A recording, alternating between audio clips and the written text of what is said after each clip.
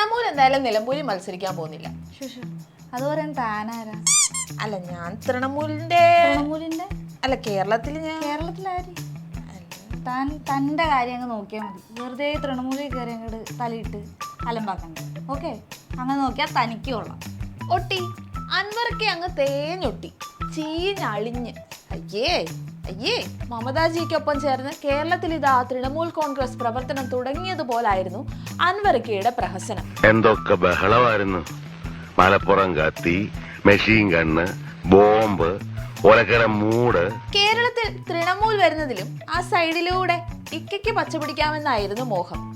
ദീദി എന്നാ സുമ്മാവാ, ഇക്ക മനസ്സിൽ കണ്ടപ്പോ ദീദി അങ്ങ് പോസ്റ്റി കണ്ടു എന്ന് പറഞ്ഞാ മതിയല്ലോ. പാവ ഇക്ക എന്തൊക്കെ സ്വപ്നം കണ്ട പെട്ടിയും കെട്ടി 2-3 ദിവസം ഡൽഹിയിൽ പോയി നിന്നത്. ഇനി അഥവാ അത് നടന്നില്ലെങ്കിലോ എന്നോർത്ത് ഒരു ഈച്ചക്കുഞ്ഞിനെ പോലും അറിയിക്കാതായിരുന്നു യാത്ര. എന്നിട്ട് എന്ത് കാര്യം ഉണ്ടായി? ഈച്ചയും കൊതുകൊന്നും അറിഞ്ഞില്ലെങ്കിലും നൈസായിട്ട് കേരളം മൊത്തം അറിഞ്ഞു. ചുറ്റും അസൂയക്കാരാന്നേ. ഇക്ക എവിടെ തിരിയുന്നു നോക്കിയിരിക്കുവാ. പത്രക്കാരെ കൊണ്ട് തോറ്റു.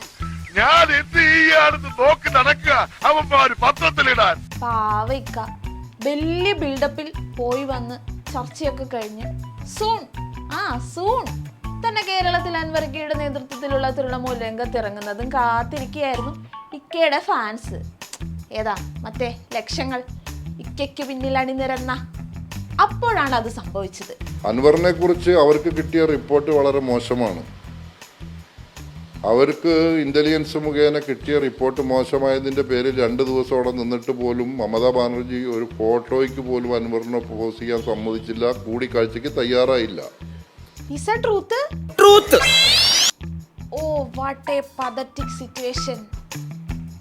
മോഹഭംഗ മനസ്സുമായി വന്ന ആ അൻവറിക്കേനെയാണോ നിങ്ങൾ എല്ലാവരും കൂടെ ഇവിടെ ഇട്ട് വെറുതെ തട്ടിക്കളിച്ചത്?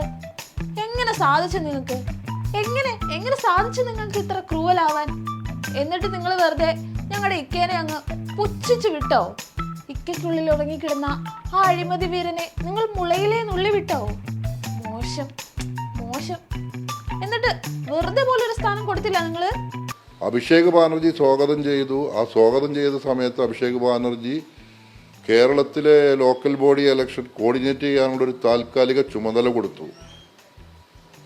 അത് വെച്ച് കേരളത്തിൽ അൻവർ നടത്തിക്കൊണ്ടിരിക്കുന്നത് ഒരു കച്ചവട രാഷ്ട്രീയമാണ്. എന്നിട്ട് ഇക്ക അങ്ങനെ ഒന്നും അല്ലല്ലോ പറയണേ. ഇക്ക തൃണമൂലിലെ വലിയ എന്തോ പൊസിഷനിലാണെന്നാണല്ലോ. അൻവർ ദേശീയ തലത്തിൽ അറിയപ്പെടുന്ന നേതാവായി മാറുകയാണെന്നും 3-4 സംസ്ഥാനങ്ങളുടെ ചുമതല അദ്ദേഹത്തിന് കിട്ടിയെന്നും ഒരു ചാനലിനെ കൊണ്ട് പ്രചരിപ്പിച്ച ചില വാർത്തകൾ മാത്രം പിൻപറ്റി കേരളത്തിൽ മുഴുവൻ ഓടി നടന്ന അൻവർ തൃണമൂൽ കോൺഗ്രസിന്റെ ബാനർ ഉപയോഗിക്കുകയാണ്. അത് പറ ഇക്ക കള്ളാ. ഇക്ക അത്ര അഴിമതിക്കാരനാണോ? ഞങ്ങൾക്ക് നിരവധി കോളുകളാണ് വന്നുകൊണ്ടിരിക്കുന്നത് അൻവറിന്റെ തട്ടിപ്പിനിരയായവർ. അപ്പോൾ അവർക്ക് പറയാനുള്ളത് കാര്യങ്ങൾ ഞങ്ങൾ കൃത്യമായി ദേശീയ നേതൃത്വത്തിൻ്റെ ശ്രദ്ധയിൽപ്പെടുത്തി കഴിഞ്ഞു. ഇനി ദേശീയ നേതൃത്വം അത് ഉചിതമായ തീരുമാനം എടുക്കേണ്ട സമയത്ത് കൃത്യമായി എടുക്കും. അൻവറിന്റെ പ്രവർത്തനങ്ങളിൽ കടിഞ്ഞാണിടും, ഒരു സംശയവും വേണ്ട. പെട്ടു കാവടി തുള്ളി ഇറങ്ങിയതാ ഇടതുപക്ഷത്തൂന്ന്.